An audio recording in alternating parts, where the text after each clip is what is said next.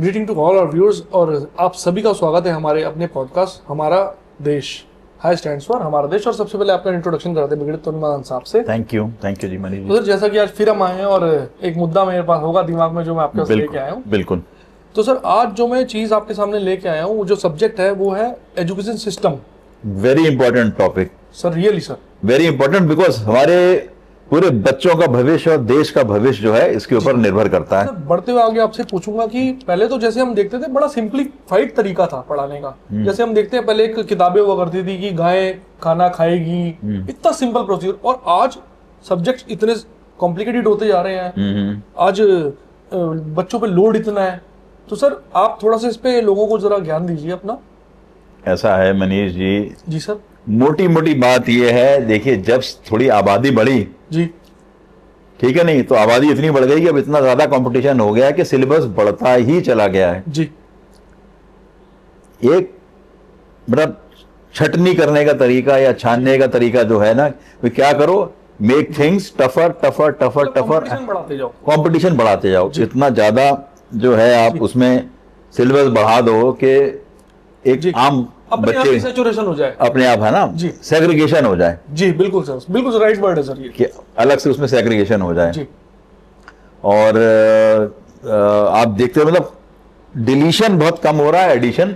अच्छा, थोड़ा world environment भी, people have started becoming more and more precise. जी। अब जैसे मैं एक छोटा सा अगर उदाहरण दूं कि जब आप याद करो या हम लोग बच्चे होते थे जी, मतलब एक ही डॉक्टर जो है वो सभी कुछ इलाज कर लेता है। कि भाई सर में चोट लग गई है तो टाका भी डाल दिया, थोड़ी बहुत हड्डी खिसक गई है तो प्लास्टर भी लगा लिया। लेकिन आज के जमाने में it is become super super super specialization. जी बिल्कुल। आप एक ही हॉस्पिटल में जाओ, आपको 4 डॉक्टरों के चक्कर काटने पड़ते हैं जी, कि भाई मेडिकल ये देखेगा, अगर सर्जिकल है तो फलाना देखेगा, ये ढिमकाना है। मतलब एक विंडो पे आपको सारी चीज, एंड व्यूज में वेरी ऑल्सो। जी। और डॉक्टर भी खुद ही बोलते हैं हाँ, थोड़ा दिमाग का गड़बड़ लग रहा है, आप न्यूरो पे दिखाओ। समझे? बिल्कुल। अच्छा, अब देखो जो आपके वाइटल्स होते हैं वो कहीं और चेक होते हैं। एक बड़ा मतलब एक सरप्राइजिंग है कि एक डॉक्टर से कई बार बीपी नहीं ठीक नापा जा रहा है, उसको नब्ज ही नहीं मिल रही है, तो बिकॉज उनकी आदत छूट गई है, उन्होंने नापा ही नहीं है। जी ठीक है ना, I am not being generic, but मैं बता रहा हूँ एक आध ऐसे भी कई केसेस कभी आए देखने में, कोई बता रहा था कि साहब नब्ज ही नहीं मिल रही है। तो anyway, to cut the story short again, ये है कि भाई इतनी ज्यादा सुपर स्पेशलाइजेशन कि आदमी अपना बेसिक्स भूलता जा रहा है। जी। जी। अभी एमबीबीएस से आपको करा दिया तो आपको सारी चीजें याद तो होनी चाहिए ना, बट इतने चक्कर में आप जो है पुरानी चीजें भूल गए हैं। Anyway, coming back to the topic again, you know, अब जैसे आप ये पहले भी वैसे डिस्कस कर रहे थे एक बार के marks in boards, I think you were mentioning. बिल्कुल सर, हाँ, है ना। हाँ। तो आपका ये था कि भाई बच्चों के इतने नंबर आ जाते हैं बोर्ड में कि 99% फला, and in subjects where you don't expect, like supposing हमको मैथ्स में 99% आ गए, अचीवेबल, भाई सारे सवाल अगर सही किए हैं, टेस्ट भी सही है, 99% आ गए। But in subjects like you know languages, history, English या हिंदी, फलाना ढिमकाना, तो कई बार ना अगर आप देखो ये भी एक बहुत गलत दिशा बच्चों को दे देता है। क्योंकि बोर्ड में तो वो कहता है साहब मेरे तो 97-98% आए, and when it comes to cracking competitive exams वो बच्चा लैग कर जाता है, तो उसको डिससैटिस्फैक्शन लेवल और बढ़ जाता है कि यार वहां तो मैं I was amongst you know first 3 और फर्स्ट 4 इन माय स्कूल, और यहाँ मेरे से एक नॉर्मल कॉम्पिटिटिव एग्जाम क्रैक नहीं हो रहा। 90% पार कर गए तो आप समझ लो कि 90% की भी आजकल कोई वैल्यू नहीं है, है ना। 95% भी कम पड़ रहा है। हाँ, अब मतलब अब तो पॉइंटों पे जा रहा है। आप एडमिशन कॉलेज में लेने जाओ तो पॉइंटों पे एडमिशन जाता है कि फलाना कट ऑफ ढिमकाना, कट ऑफ ढिमकाना। और क्या इतनी लेवल ऑफ परफेक्शन क्या मतलब जरूरी है? जी, ठीक है कि नहीं? तो अब आई डोंट नो, फिर ये सब अगर ऐसा होता है और अगर बच्चा कॉम्पिटिटिव एग्जाम क्रैक नहीं कर पाता है तो उसमें एक हीन भावना पैदा हो जाती है। तो हम क्या मतलब अब ये विचार दी कि सिस्टम को खुद करना है, जो इस सिस्टम में है उनको, क्या हमें इतने नंबर मतलब छोटी छोटी मिस्टेक बेंचमार्क हाई करना है? हाँ, कि जरूरत है उतना बेंचमार्क, या एक नॉर्मल मतलब लेवल पे ला करके कहीं उसको छोड़ना है। ऐसा भी नहीं करना कि बिल्कुल बच्चा ही गेट्स डीमोरलाइज्ड कि यार मतलब मेरे तो नंबर ही नहीं आ रहे, मैं इतना पढ़ के गया था। एक कहीं एक मतलब मध्यवर्ती अप्रोच जो है ना उसको लाके जो है छोड़ना पड़ेगा उसको। अच्छा सर, हमने अभी ये भी देखा कि जैसे कि बच्चे तैयारी करते हैं तो उनका एक तो सिलेबस इतना ज्यादा बड़ा होता है, और ऊपर से जो कॉम्पिटिटिव एग्जाम्स है उसकी तो बात ही मत करो आप। उसमें तो समझ लीजिए कि 24 घंटे भी कम पड़ रहे हैं लोगों को। अरे मनीष जी, ये फुल फ्लेजेड इंडस्ट्री बन गई है। पीछे कितने केसेस हुए, जैसे दिल्ली का केस, करोल बाग वगैरह, तमाम चीजें हैं, या कोटा के केस, सुसाइड वगैरह वाले, मतलब सब जनता अवेयर है, पढ़ते लिखते रहते हैं। मतलब इतना ज्यादा सिलेबस बढ़ गया है, आपने ठीक पॉइंट उठाया कि बच्चों के लिए ह्यूमनली पॉसिबल नहीं हो पाता है जी कि भैया इतने सिलेबस की जरूरत है, या जैसा मैंने पहले बताया, क्या छटनी करने के लिए आपने इतना सिलेबस बढ़ा दिया है जी। और एक बहुत बड़ा मुद्दा ये है कि क्या जो आप इतना पढ़ा रहे हो, क्या आप उसको प्रैक्टिकली यूज कर पा रहे हो? जैसे एमबीए वगैरह है, इतनी चीजें अब कोई तो या तो उस पर्टिकुलर फील्ड में जाए कि रिसर्च में है या वो चीजें हैं, but it is you know the academia and the industry has to decide कि भाई इतने की जरूरत है। कि कई बार देखिए आपस में भी इंटरेक्शन हुआ है between the academia and the industry कि यार मतलब जो आप बच्चे निकाल के भेज रहे हो, they are not aligned to what the industry और the corporate industry, I mean जो बाहर की employability, what is actually required by them. ये आप पढ़ा रहे हो, हमें इसकी जरूरत नहीं, हमें तो ये चाहिए जी। तो there has to be some kind of an alignment between the academia and the industry कि यार ये जो है आप ये पढ़ाओ, तो तब जाके वो बंदा जो है सही अपनी दिशा में आएगा। ठीक है ना? हाँ। सर मैं आपको इसमें एग्जांपल देता हूँ। एक मैं पहले कॉर्पोरेट करता था, जॉब करता था, तो हमारी एकदम लेवल पे एक नया एमबीए को इंटर्न को लगा दिया। तो बॉस बोला यार सेल तो तू निकाल नहीं पाता, हाँ। तूने एमबीए क्या कर रखी है भाई? अब अगर उसने डिग्री ली है तो डिग्री का कोई तो फायदा होना चाहिए था, लेकिन उसने बेसिक तो सीखा ही नहीं, वो तो किताबों वाला सीख के आ गया। तो बट मतलब आप जो बोला वही मैं बिल्कुल बिल्कुल। सी कई चीजें प्रैक्टिकली लर्न करी जाती हैं, कई चीजें ऑन पेपर लर्न करी जाती हैं, और कहीं जाके जब दोनों का मिश्रण होता है ना जी, तब आपको जो सही रिजल्ट, मतलब आपने जो सीखा उसको आप इन प्रैक्टिकलिटी ला पाओ जी, तो मिश्रण होगा तभी आपको उसका रिजल्ट जो है मिल पाएगा। इसीलिए फिर again I come back to the point कि जब आदमी ने इतना पढ़ा लिखा और कहीं वो मिश्रण नहीं कर पा रहा, it again leads to dissatisfaction कि मैं इतना करके निकला हूं, मैं इतना टैलेंट हूं, मुझसे क्यों नहीं हो रहा।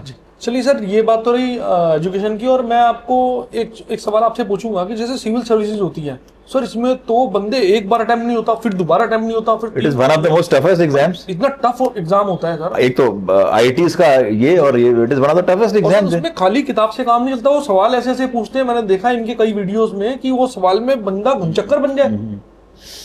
ऐसा है मनीष जी, अगेन जैसे भी कम बैक, घूम फिर के पॉइंट लगभग वही है। देखिए सिलेबस इतना बढ़ा दिया गया है जी, आपको जैसे आपने कहा सिर्फ यू रीड एडमिनिस्ट्रेटर्स, अब वो सिलेबस इतना, ये खाली आपने एक फिल्टर बना दिया है कि छटनी होता जाए।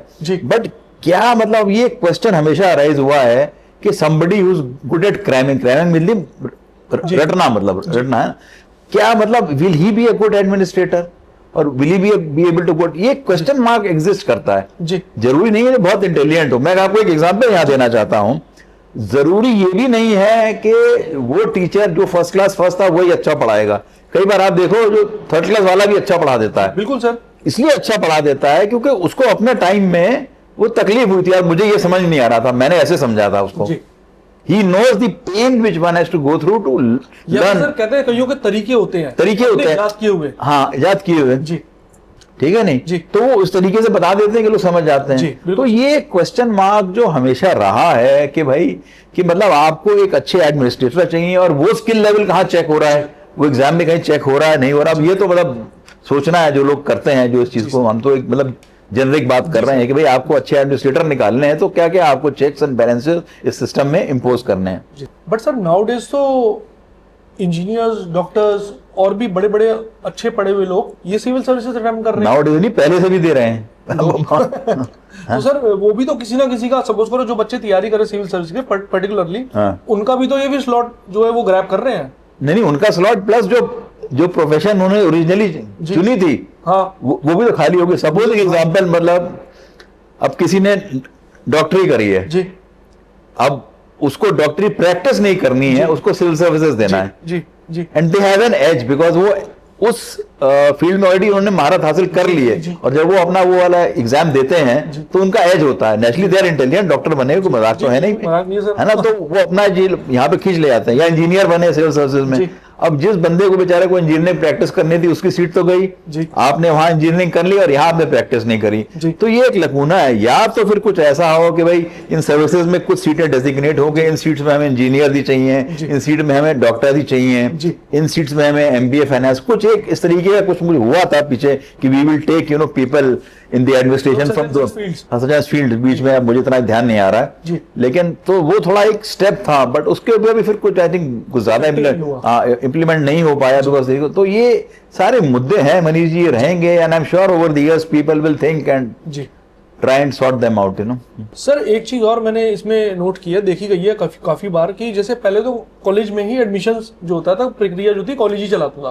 अब तो एंट्रेंस की प्रक्रिया जो आउटसाइडर्स चलाते हैं, कुछ ऐसी फैकल्टीज खुली हुई हैं, वो पहले इसकी ट्रेनिंग देते हैं, फिर वो कॉलेज को पुश करते हैं सैचुरेट करके उनमें से बच्चों को, और कॉलेज फिर उसके बाद फिर मना कर देता है कि यार ये हमारे को मैच नहीं कर रहे, हमारा लेवल अचीव नहीं कर रहे, उनका एडमिशन ले नहीं। आप जो बता रहे हो ऐसे केसेस कई सुनने में आते हैं कि नाउ एडमिशन की प्रोग्रेस जो है प्रक्रिया वो आउटसाइड एजेंसी, मतलब वो हमारा वो करें, एडवर्टीजमेंट करें, प्रचार करें, वो कैंडिडेट्स लेके आए। देखिए जो तो बहुत टॉप नॉच इंस्टीट्यूशंस हैं उनको ये सब करने की जरूरत नहीं पड़ती। I mean, do you find IITs ever advertising कि प्लीज कि प्लीज ज्वाइन अस? जनता की लाइन पहले वहां लगी हुई है, हल्का सा उनका निकलता है, बट कई कॉलेजेस या ऐसे जो हैं संस्थाएं जिनको इतना अच्छा नहीं कर पा रही हैं, वो इस प्रोसेस को लॉन्च करते हैं। एंड सी आज के जमाने में एवरीबॉडी वांट्स अ डिग्री, सबको चाहिए डिग्री। अच्छा सारे प्लेयर्स हैं, प्राइवेट प्लेयर सब कुछ है, तो कई बार ये प्रोसेस ये लोग आउटसोर्स कर देते हैं कि भाई आउटसोर्स कर दिया, आप एडमिशंस करवा के लाओ, उनको अपना जो भी होगा, मतलब उनकी जो भी कहानी होगी, हाँ जो भी उनको अपना फाइनेंशियल गेन मिल जाता है। बट इन द बार्गेन ये जो एजेंसी जो आउटसाइड रिक्रूटमेंट, कई बार वो क्राइटेरिया देखते नहीं है कि कॉलेज को क्या चाहिए, बच्चों को एडमिशन दे दी, फिर बेचारे बच्चे फंस गए।